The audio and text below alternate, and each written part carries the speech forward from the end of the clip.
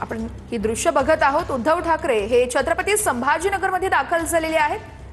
पूरग्रस्त भागातील शेतकऱ्यांसोबत उद्धव ठाकरे हे संवाद साधणार आहेत। 8 नोव्हेंबर पर्यंत उद्धव ठाकरेंचा हा दौरा आहे आणि त्याच अनुषंगाने आता उद्धव ठाकरे हे सध्या छत्रपती संभाजीनगरमध्ये दाखल झालेली ही लाईव्ह दृश्य आपण बघत आहोत। पूरग्रस्त शेतकऱ्यांना धीर देण्यासाठी उद्धव ठाकरे हे पुन्हा एकदा शेतकऱ्यांच्या बांधावर जाणार आहेत। सरकारला दगाबाजरे म्हणत ठाकरेंचा हा दौरा आहे आणि ठाकरेंच्या दौऱ्याच्या आधीच आता छत्रपती संभाजीनगर असेल किंवा इतर ठिकाणी बॅनरबाजी देखील करण्यात आलेली आहे।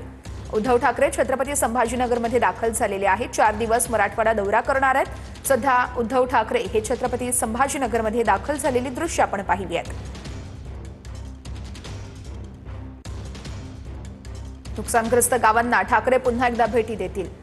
या संदर्भात निवृत्ती बाबर आमचे प्रतिनिधी आपल्याला सविस्तर अपडेट्स देत आहेत। निवृत्ती, उद्धव ठाकरेंचा हा दौरा नेमका कसा असेल?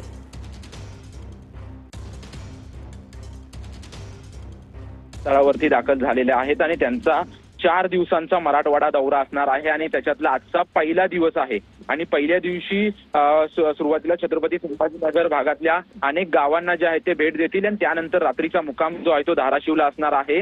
दगाबाजरे म्हणत त्यांचा जो दौरा आहे तो दौऱ्याची सुरुवात होते, कारण राज्य सरकारच्या वतीनं जे 31,000 कोटी रुपयाचं जे पॅकेज जाहीर झालं होतं त्या पॅकेजची मदत मिळाली की नाही या संदर्भात विचारणा जी आहे ती उद्धव ठाकरे शेतकऱ्यांना करणार आहेत। कारण की आपण बघितलं की जेव्हा अतिवृष्टी झाली होती त्यावेळेस देखील उद्धव ठाकरेंनी शेतकऱ्यांशी बातचीत केली होती आणि त्यानंतर आता अतिवृष्टीनंतर काय परिस्थिती आहे, सरकारनं जाहीर केलेली मदत सर्वांना मिळाली की नाही, काय परिस्थिती आहे याचा आढावा जो आहे तो उद्धव ठाकरे यांच्या माध्यमातून घेण्यात येणार आहे। आणि त्याच पार्श्वभूमीवरती उद्धव ठाकरे यांचं संभाजीनगर विमानतळावरती आगमन झालेलं आहे आणि आता पहिली भेट जी आहे ती पैठण तालुक्यातील नांदार गावामध्ये पहिली भेट अतिवृष्टी झालेल्या शेतकऱ्यांना ते देणार आहेत आणि मदतीचा आढावा घेणार आहेत। आणि वारंवार आपण पाहतोय की त्यांची मागणी होती की दिवाळीच्या अगोदर जी आहे ते सर्व मदत मिळावी असं त्यांचं खरं तर म्हणणं होतं, परंतु ती मदत मिळाली की नाही याचा देखील पाठपुरावा जो आहे तो उद्धव ठाकरे यांच्या माध्यमातून केला जाणार आहे। सध्या छत्रपती संभाजीनगरवरती या ठिकाणी स्वतः अंबादास दानवे, चंद्रकांत खैरे आणि अनेक पदाधिकारी जे आहेत ते पदाधिकारी या ठिकाणी उपस्थित असल्याचं आपल्याला पाहायला मिळतंय। आणि आता उद्धव ठाकरे जे आहेत ते पैठणच्या दिशेने रवाना झालेले आहेत आणि संध्याकाळी धाराशिवमध्ये मुक्काम असेल आणि उद्या धाराशिव मधल्या सर्व शेतकऱ्यांची बातचीत जी आहेत ते उद्धव ठाकरे करणार आहेत।